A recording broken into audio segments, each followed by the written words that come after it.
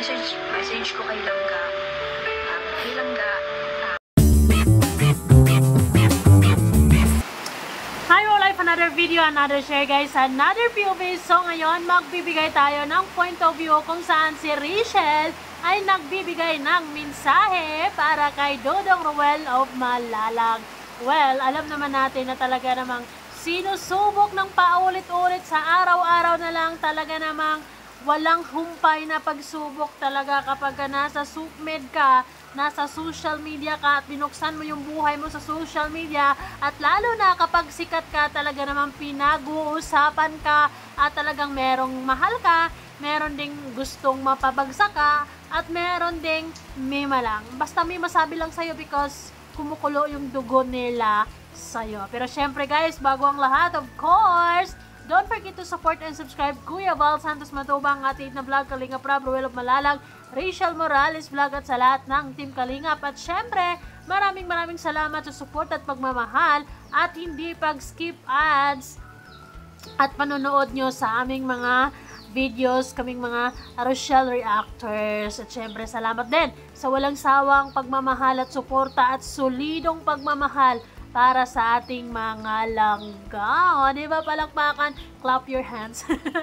Palakpakan nyo yung sarili nyo. Congratulations dahil isa kayo or bahagi kayo sa success na meron o tinatamasa nila ngayon. But anyways, ang kasabay at kakambal niyan ay kakibat niyan is yung mga pagsubok sa araw-araw. At alam naman natin, aware naman tayo, ramdam naman natin na sa mga araw na ito, sa puntong ito, talagang sinusubok ulit ang katatagan ni Ruel of Malalag, di ba? Paulit-ulit na sinusubok ang kanyang katatagan pagdating sa pagdidesisyon kung ano ba talaga ang dapat.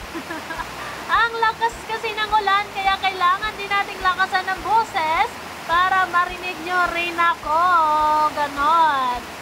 Hay nako, nakakaawa din talaga sa totoo lang kasi si Ruel of Malalag, nakikita naman natin na mabuting tao, wala naman siyang masamang ginagawa, wala naman siyang inaapakan kung sino man, sadyang tumulong lang siya sa mga nangangailangan, sa mga kaibigan, sa amin lahat, sa tayong lahat, nagbibigay sila ng saya at kilig, inspirasyon, pero meron talaga mga tao na pilit siyang ibinababa, pilit siyang hihilahin pababa, at talagang hindi mawawala ang bashers sa social media hanggat sikat si Ruel.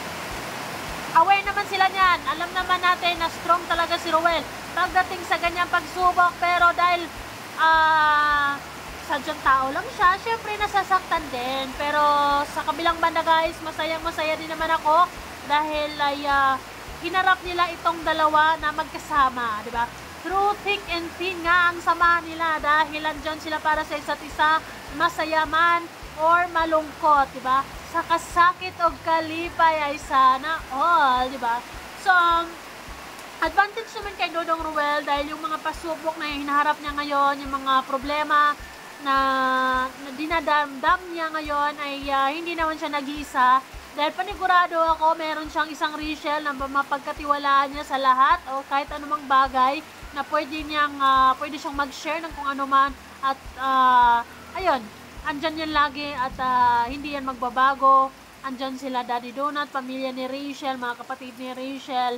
Actually, all out support tayong lahat, syempre, di ba? Pero more likely, tayo is to give our advices, words of wisdom. Yun lang yung maibibigay natin kumpara sa kung anong maibibigay na comfort ni Inday Rachel, diba? Kaya naman natuwa ako. Yes, nalungkot ako na naramdam ko na malaking pagsubok ang hinaharap nila ngayon. Maraming mga bashers. Pero kampante ako kasi silang dalawa ay hinaharap nila itong magkasama. Silang dalawa ay andyan, lalong-lalo na silang Rachel ay ina-assure talaga niya na mararamdaman ni Ruel na hindi siya nag-iisa at kasama siya nito. O, diba? Relationship goals talaga itong dalawa, no? Hay, nako, maghintay na lang tayo talaga ng tamang panahon. So guys, papakinggan na natin ang chika ni Langga Rachel. Makikita nyo sa mukha niya, malungkot siya. parang umiyak ata or kagagaling sa pagiyak, makikita at mararamdaman mo yan sa mga mata niya. Pero ay strong naman sila at andon din yung mga taong talagang totoong sumusuporta sa kanila, nandiyan sa paligid-ligid nila na for sure hindi sila pababayaan at i-guide sila sa kung anumang tamang desisyon, sa kung anumang tamang gawin.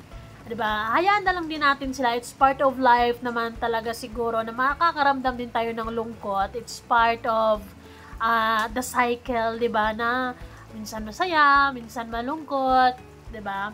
And ang importante ay lumalaban sila ng patas. Ang importante ay nanatiling strong, nanatiling matibay, nanatiling makita natin silang nagmamahalan. Kaya yon. So, Langgarisha, pasok! Message ko kay Langga.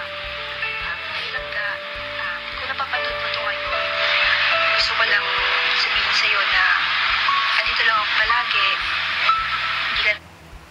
Ramdam namin talaga yan, na andyan ka palagi, Langga Rachel, hindi mo pinabayaan o hindi nyo pinabayaan ang isa't isa, di ba?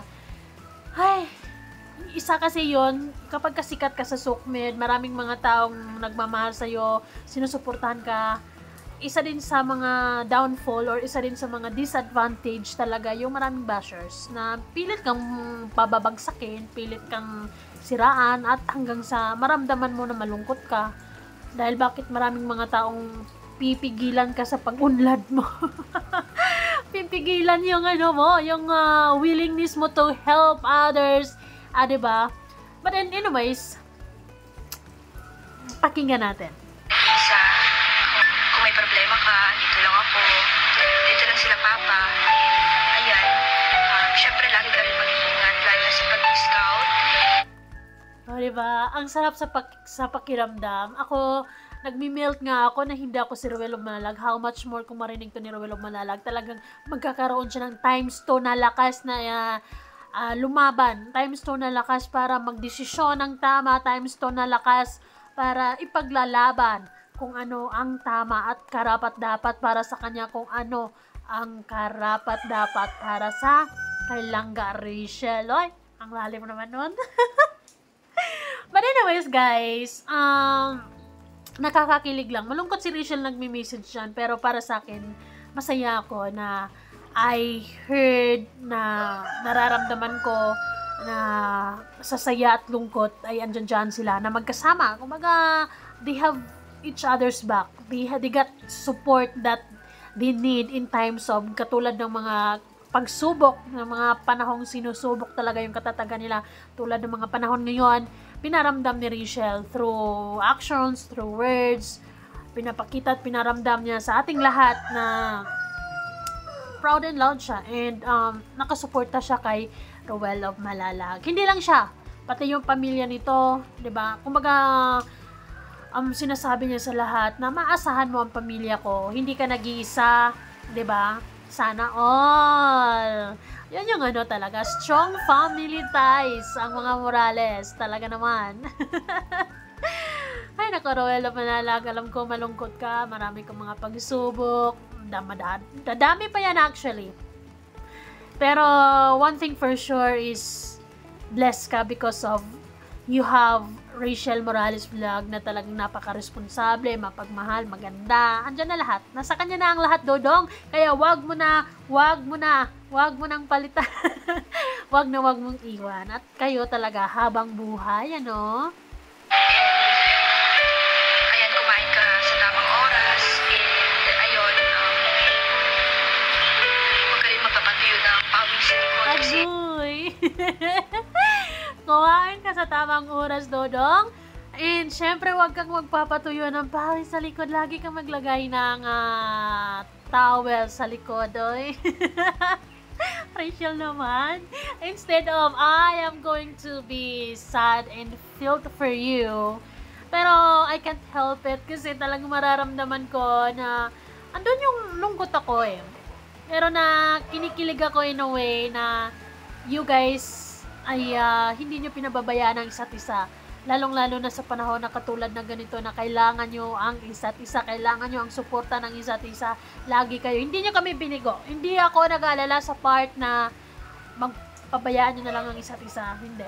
Nandun yung solid na paniniwala ko na no matter what will happen, ay andyan dyan kayo para sa isa't isa. And Rachel, such a brave girl. Siyempre, hirap na magkasakit. Kasi sabi mo nga, katawan ng puhunan sa mga araw-araw. Kasi Totoo yan. Kaya, yes, yung pag-scout naman talaga is rain or shine, talagang sumusuot sila sa mga lugar kung saan ay pupuntahan nila yung mga tinutulungan nila, di ba? Doon talaga yung pinapawisan sila, mainit, minsan biglang uulan na lang, nababasa bigla. Kaya prone na prone talaga si Ruel na sipon or ubo, di ba? Yun yung usong-uso na ngayon na yung ubo at sipon, parang naging normal na lang yun sa mga tao ngayon. Pero don't you worry guys, may mga gamot yan. Katulad ko, thank you so much Lord kasi medyo maluwag na yung pakiramdam ko. Kung mapapansin nyo, hindi nyo na ako maririnig na ngungo. Sana. Hindi na ako ngungo. Or, meron pa naman akong sipon unti ngayon. Pero yung ubo ay talagang salamat Lord kasi nawala dahil sa gamot ni Mama. So yun, Ruel of Malalag, napakaswerte mo having Rachel Morales sa buhay mo. Hindi lang siya naging sa'yo yung kumbaga, alam naman natin na talagang ang laki ng impact nyo sa isa't isa, sa buhay ng isa't isa. Talagang nag-boom talaga kayo nung nakilala nyo ang isa't isa. Sinuportahan kayo ng marami dahil sa nakikita kayong genuine na tao kayo. Totoo kayo sa mga sarili nyo, totoo kayo sa amin, totoo kayo sa mga supporters nyo. Kaya mahal na mahal din namin kayo, pero talagang swerte kayo sa isa't isa dahil, di ba? Hindi nyo pinababayaan ang isa't isa. And this message actually is very simple pero tago sa puso, And you can see sa face ni Rachel na very serious siya na nagbigay ng message at para kay Ruel yun. So, may dahilan si Ruel para lumaban, may dahilan si Ruel para sige lang, may dahilan si Ruel para ipagpatuloy ang mga nasimulan dahil we love them. Salamat sa support at pagmamahal nyo kasi isa din kayo sa mga naging core, naging energy ni Ruel para, diba? Para ipagpapatuloy niya yung pagbibigay tulong sa mga nangangailangan. kung may sakit ka, hindi ka makakapag-love or whatever. So, ayun, lagi ka mag-iingat. Because I believe health is wealth. Kasi kahit nagaano ka kayaman, kapag lagi kang nagkakasakit, ikaw yung pinakamahirap na tao. Mahirap talaga magkasakit, guys. Kasi talagang mahirap. Sino ba namang hindi nahihirapan kapag may sakit ka, di ba? All we wanted is a good health and that's something na iti-treasure natin. Yun yung something na aalagaan natin na wag nating pababayaan ang ating mga sarili, 'di ba? Most of all is, 'di ba, bago mo pangalagaan o magbigay ng pagmamahal sa iba, is syempre love yourself first. And that's something na yun ang gusto ni Rachel na mag-ingat si Ruel.